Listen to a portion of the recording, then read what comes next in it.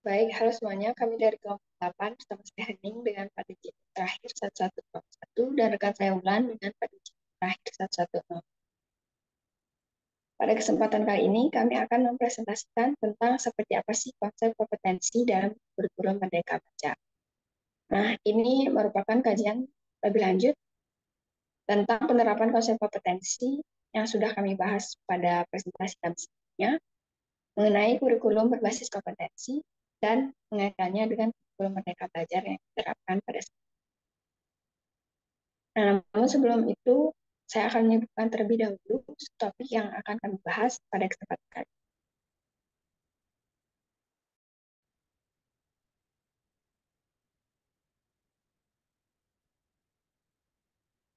Baik, kami memiliki 4 topik, yaitu yang pertama ada pengertian kompetensi, kemudian ada hubungan antara kompetensi dan juga Merdeka Belajar.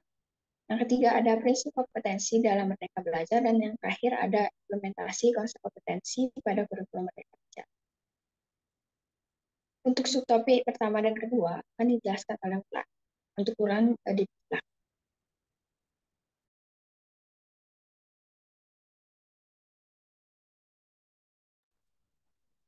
Baik, terima kasih.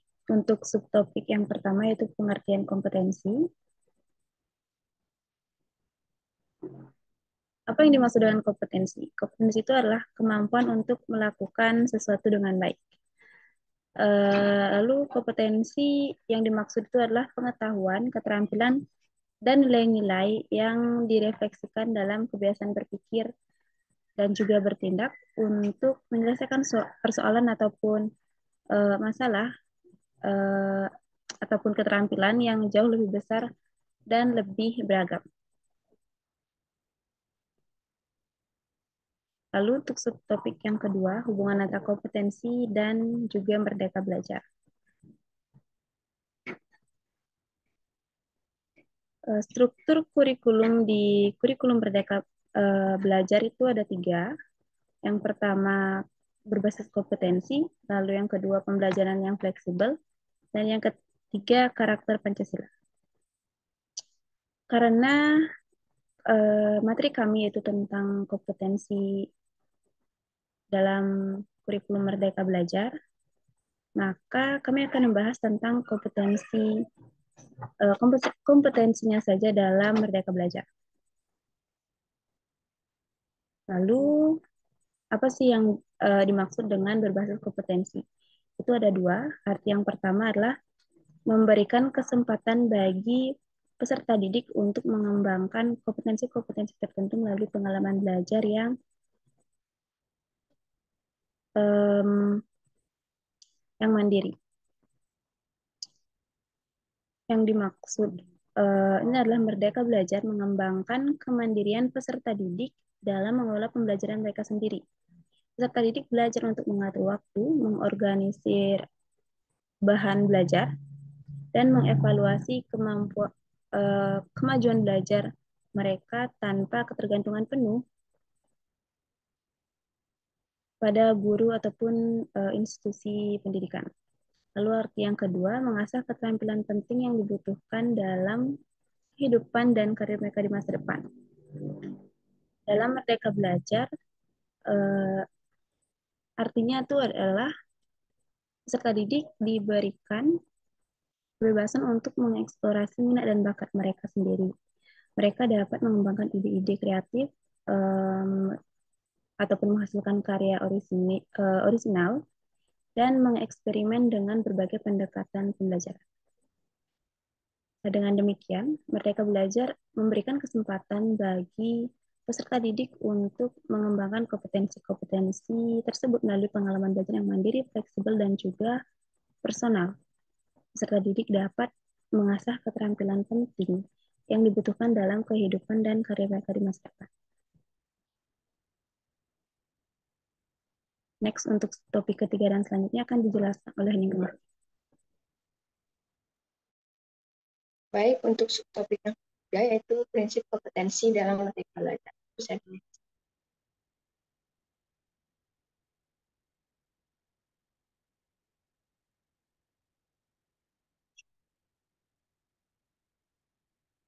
Baik, jadi dalam kurikulum Merdeka Belajar menerapkan prinsip pengembangan kompetensi yang dibagi menjadi 5, yaitu yang pertama, dalam Merdeka Belajar, pembelajaran dirancang dan dipertimbangkan sesuai dengan tahap perkembangan dan juga tingkat pencapaian peserta didik. Nah, jadi pembelajaran ini disesuaikan dengan kebutuhan belajar serta diharuskan untuk mencerminkan karakteristik dan juga perkembangan peserta didik yang beragam, sehingga pembelajaran menjadi lebih bermakna dan juga menyenangkan jika pembelajaran tersebut disesuaikan dengan kebutuhan peserta didik tersebut. Kemudian yang kedua ada pembelajaran sepanjang hayat. Pembelajaran sepanjang hayat ini meliputi belajar mengetahui atau learning how to know, kemudian belajar melakukan atau learning how to do, dan belajar menjadi diri sendiri, learning how to be. Yang terakhir, belajar hidup dalam keberagaman, yaitu learning how to live together. Kemudian prinsip yang ketiga yaitu mendukung kompetensi dan karakter peserta didik secara holistik.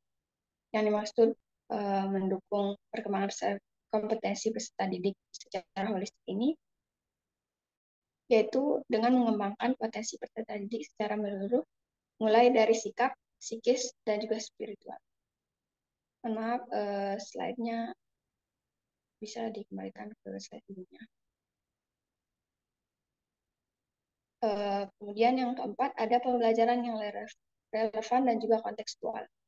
Pembelajaran yang relevan dan juga kontekstual ini dirancang sesuai dengan konteks lingkungan dan juga budaya peserta didik, di mana pembelajaran yang relevan dan juga kontekstual ini perlu melibatkan orang tua dan juga komunitas yang dijadikan sebagai mitra peserta didik tersebut.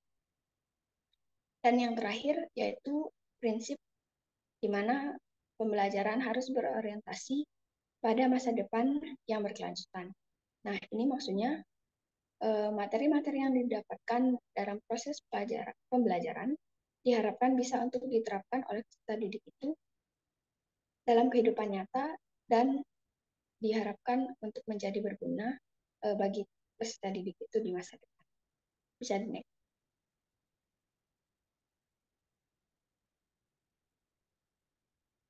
Baik, subtopik yang keempat yaitu implementasi konsep kompetensi pada kurikulum Merdeka Belajar. Bisa di next. Nah, jadi pengimplementasian konsep kompetensi pada kurikulum Merdeka Belajar ini dapat dibagi menjadi 3. Yang pertama ada pembelajaran berbasis proyek. Pembelajaran berbasis proyek ini dilaksanakan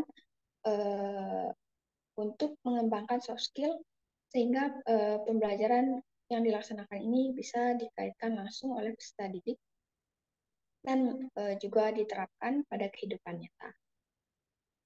Nah, mengembangkan soft skill ini dapat berguna untuk kehidupan peserta didik masa. Kemudian ada pembelajaran terdiferensiasi.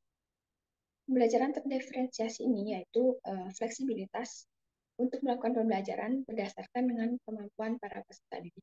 Jadi peserta didik ini dibagi atau dikategorikan menjadi tingkat sesuai dengan tingkat kecepatan pemahamannya, dibagi menjadi tingkat pemahaman lambat, cepat, dan juga sedang. Kemudian pembelajaran yang berdiferensiasi ini adalah pembelajaran yang mengakomodir kebutuhan belajar murid, di mana guru ini hanya memfasilitasi murid sesuai kebutuhannya, di mana pastinya setiap murid ini memiliki karakter dan juga kebutuhan yang berbeda-beda, sehingga para strategi ini tidak bisa diperlakukan dan diperlakukan dengan sama dan juga harus menggunakan metode yang berbeda-beda. Bisa di next. Yang terakhir yaitu dengan pembelajaran 4C. Pembelajaran 4C ini merupakan implementasi prinsip kompetensi, di mana pembelajaran ini tidak hanya terfokus pada pembelajaran kognitif saja, tapi juga mencakup sejumlah keterampilan personal dan juga sosial dalam diri peserta didik ini yang mencakup 4 hal. Yang pertama ada critical thinking atau berpikir kritis, kemudian ada creativity atau kreativitas peserta didik. Yang ketiga ada collaboration, di mana peserta didik dituntut untuk mampu melakukan kolaborasi. Dan yang terakhir ada communication, di mana ini merupakan skill yang harus dikuasai oleh peserta didik, yaitu komunikasi. Nah, keempat skill tersebut diharapkan dapat dikuasai oleh peserta didik dalam setiap proses pembelajaran agar nantinya hal tersebut akan dapat berguna di masa depan mereka. Sekian dari materi topik yang keempat. Bisa di next slide. Baik, yang terakhir adalah kesimpulan. Nah, dari materi yang telah kami paparkan tadi, kami dapat menyimpulkan dua hal, yaitu yang pertama, konsep kompetensi yang diterapkan pada kurikulum Merdeka Belajar secara garis besarnya dapat dikatakan sama seperti apa yang diterapkan pada kurikulum berbasis kompetensi, di mana penerapan konsep kompetensi pada kedua kurikulum tersebut bertujuan agar peserta didik mampu mendemonstrasikan pengetahuan, penguasaan konsep, dan keterampilan yang mereka peroleh dari proses pembelajaran, dan kemudian mengaitkannya dengan kehidupan mereka di kehidupan nyata. Baik, sekian presentasi dari kami. Semoga apa yang kami sampaikan dapat diterima dengan baik. Terima kasih.